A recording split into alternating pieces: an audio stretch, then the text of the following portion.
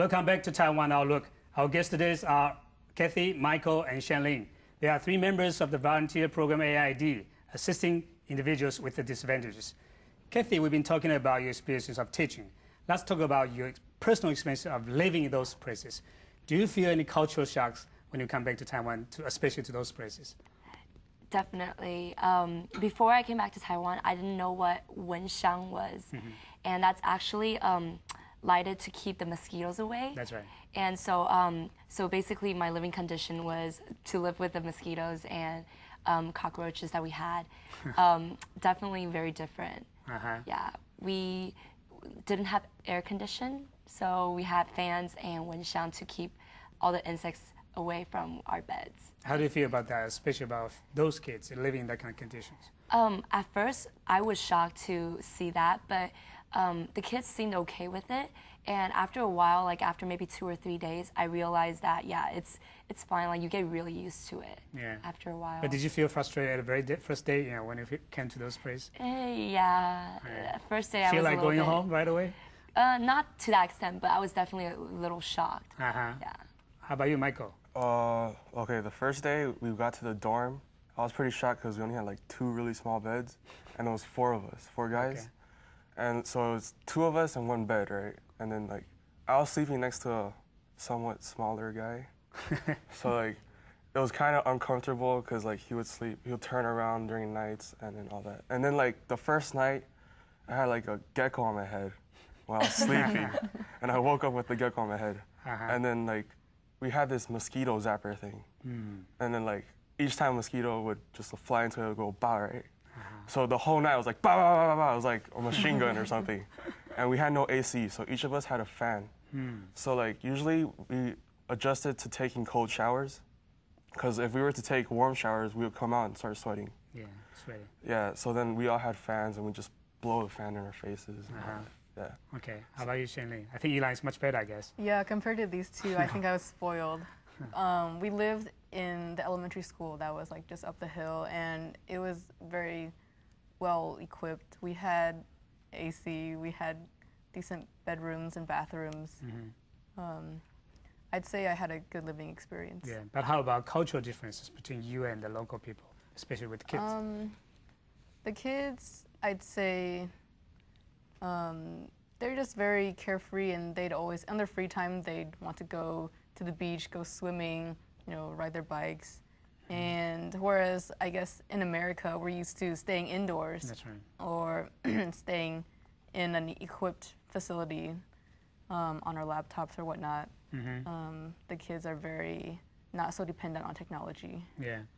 Cathy, in addition to languages, do you feel any difficulties in communicating with the local kids or adults in Taiwan?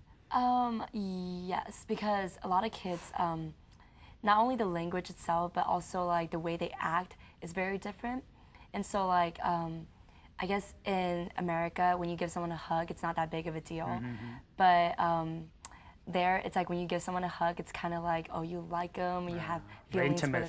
Yeah, and so like, a couple times I would hug like boy students, and then the girl students would be like, oh, 老师, do you like him? Yeah, so that was, it was a little difficult to like understand at first. Okay. Michael, were you hugged by the local students here? Oh yeah, I was hugged by everybody. Oh, good. Including the principal and all that. And I was kissed on the last day by a boy. Yeah. Actually 2 boys. Good, good. And do you have any problems in communicating with those people? I had trouble communicating on Yahoo Messenger, like, cause they would like IM me and all that, and like, so my ping's like really good right now, so I could type Chinese. But at first, we didn't really have like a language barrier, cause like they wouldn't talk at all. But then afterwards, like, they started talking Taiwanese, and then I was like, what the, like, I didn't understand what they were saying, and then. Yeah, but then afterwards, like, they started teaching me how to speak Taiwanese. Okay. And, yeah. How about the ways of living? Do you have a chance to really go into their life and understand how they feel? Shanling?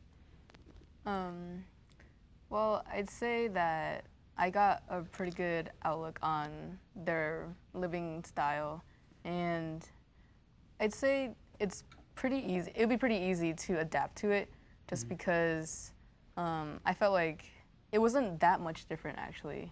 It's just the environment's definitely different, but in all, they're students just like us. They're learning a language, and we learn different languages in America as well. Yeah. How do you compare the students here and with the American students, young kids? I think kids here are definitely way more affectionate than, it takes a little bit for them to open up at first, but after a while, like, we got really close to each other, especially because us, the teachers at Haiduan Guozhong, we lived with the students at the students' dormitory, and so the kids and us, we got really, really close. And so they're not afraid to, like, give us hugs, give us kisses on the cheek, and some of them even, like, go in for the kill and kiss us on the lips. And so, like, it was definitely, that's definitely very different. Yeah. Michael? I don't know, like, I guess the kids here compared to American kids, like, American kids are more, I guess they take things for granted. And then the kids here, they appreciate things more. Like, you give them something and they cherish it. They don't just like, oh, it's just like another lollipop or something like that. Like, at first I gave them lollipops and they would save it. They wouldn't eat it at all until the weekend. And I asked them why they wouldn't eat it, and then they're like, oh, because this is the only lollipop I've ever gotten in my life. So they actually appreciated what I gave them, rather than just like, oh, eat it, and then just like, thank you, and that's it. Yeah. So will you appreciate more when your parents give something to you now? Yeah, I guess, yeah. So how's your friends or your parents, attitude towards your participation in this program? I know, Cathy, your parents encourage you to participate in this program. How do you tell them now? What do you want to tell them now? I want to tell them that, thank you for sending me to A.I.D, because honestly, I learned so much and I've become so appreciative of what I have. Just because these kids, they grow up with nothing and they probably will go through life with a lot of difficulties, but yet they're so willing to give it their all to learn English and maybe, achieve better things in the future. So it makes me very appreciative. Yeah. Shanling, did you tell your friends about this through messengers and, emails? Yeah, and I so sent on? them emails. And what did you tell them? I told them, well, I was teaching at a great school with great kids, by the beach, and obviously they were very jealous at first. That looks great, Yeah, and I was telling them, it's a great experience. I've gotten very close with these kids. I'll miss them very much when I leave, and yes, there were many tears that were shed.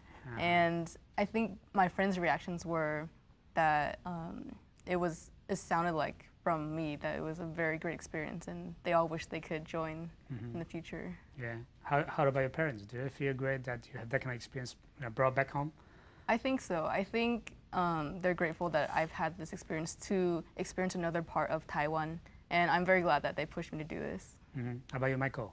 Yeah, I think my parents are pretty appreciative of like me giving back to our country, because like we always come back every year, but we never really we just go to Taipei and that's it. Where's your hometown in Taiwan? Hometown? I usually go to Lodong to see my grandma.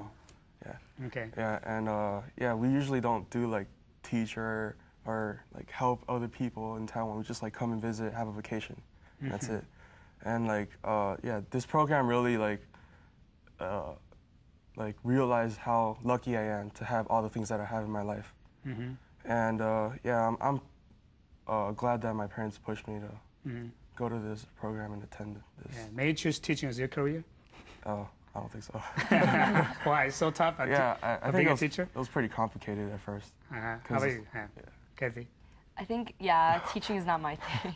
It's very difficult to teach. Yeah. So it's better to be a student rather than a teacher, right? Yeah. And also, I think you have this kind of 2 weeks experience is very short, right? How do you think that this program can be improved in the long run from your own personal experience? I really think that the 2 weeks is a little bit insufficient, so maybe 3 weeks will be a little bit better. But I think going into the program, I already knew that 2 weeks wasn't enough time. That's right. But the 2 weeks we give them, we can let them feel interested in learning English. Not necessarily teach them how to read, write, or speak English, but let them be interested in learning more in the future. Will there be any evaluation done by those students after you leave, in this program? Evaluations for them to do? Yeah. I don't think so, but I hope they have good things to say about our teaching methods. I think so, yeah. But how do you feel their learning experience? Do you think that they're very inspired by you being there? Shanling? I think so. I think it's always good to have a different perspective.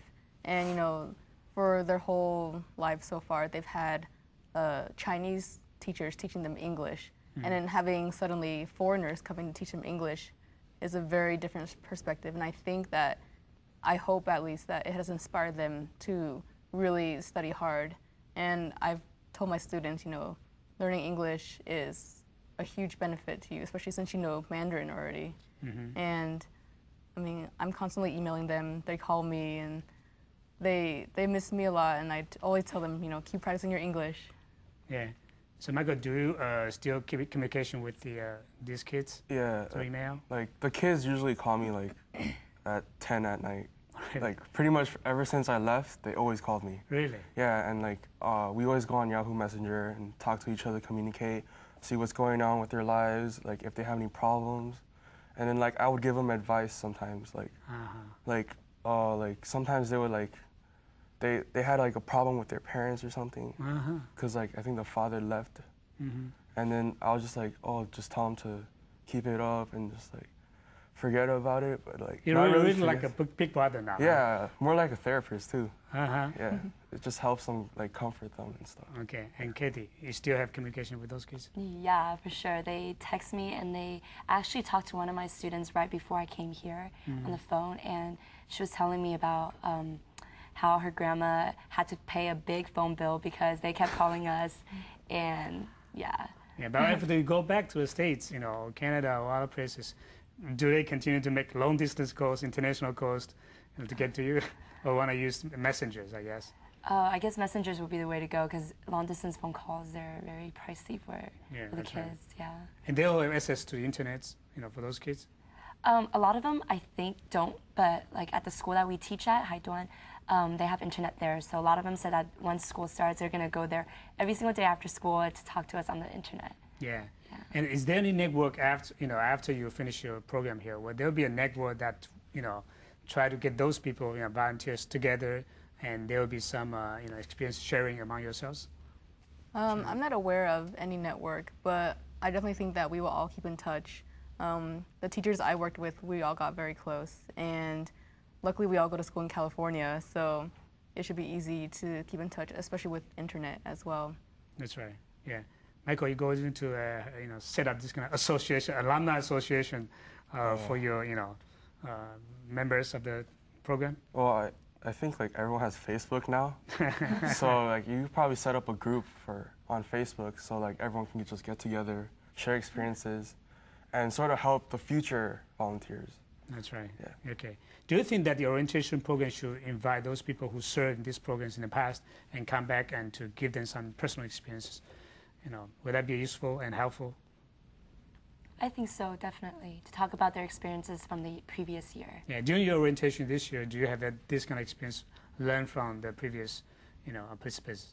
Actually, there were a few students who came back for a second year, and so this is their second year doing the program, and they shared their experiences from their first year, and I think their sharing experiences definitely helped.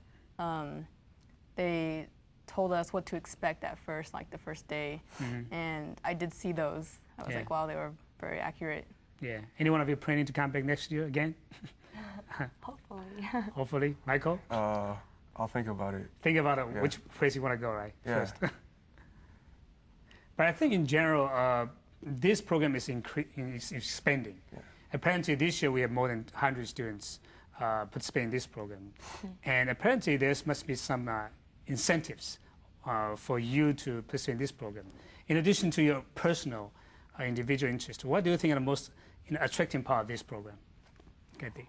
I think the most attractive part of this program is definitely like going to different places in Taiwan after our teaching program is over. So we got to visit a bunch of museums, a bunch of temples, and some shopping malls, night markets, and that was definitely a big incentive for me. How about Michael? I think like getting to know kids from all over the country really is really attractive, I guess. And getting to know the kids at our school, like our students, yeah, and the way they lived and all that, it really interested me. Yeah. Okay, how about Shanling? I'd say making a network of friends who all have this desire to give back to Taiwan. Because in Colorado, it's, Chinese is not the majority. And I come here and I meet like so many friends who share our heritage and culture. When we come back, we'll hear your suggestions on how to improve the program. And let's take a short break. Stay with us.